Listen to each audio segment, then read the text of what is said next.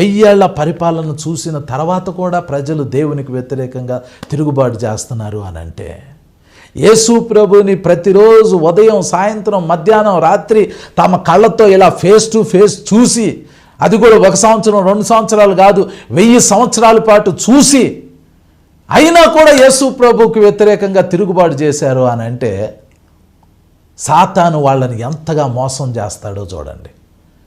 దేవుని బిడ్డ, యేసు ప్రభువుని శిష్యులు అడిగారు, అయ్యా అంత్య దినాల్లో నీ రాకడికి సూచన ఏంటి, యుగాంతానికి సూచన ఏంటంటే, యేసు ప్రభు చెప్పిన మొదటి సూచన ఏంటంటే మోసపోకుడి. సాతాను పనే మోసం చేయటం, ఎలాగైనా మోసం చేస్తాడు. ఈ చివరి దినాల్లో మీరు తెలుసుకోవాల్సింది ఏంటంటే, మోసపోకూడదు. మోసపోకుండా ఉండాలంటే దేవునికి దగ్గరగా ఉండి ఆయన సహాయాన్ని తీసుకోవాలి. అట్టి కృప పరిశుద్ధాత్మ దేవుడు మనందరికీ దయచేయను.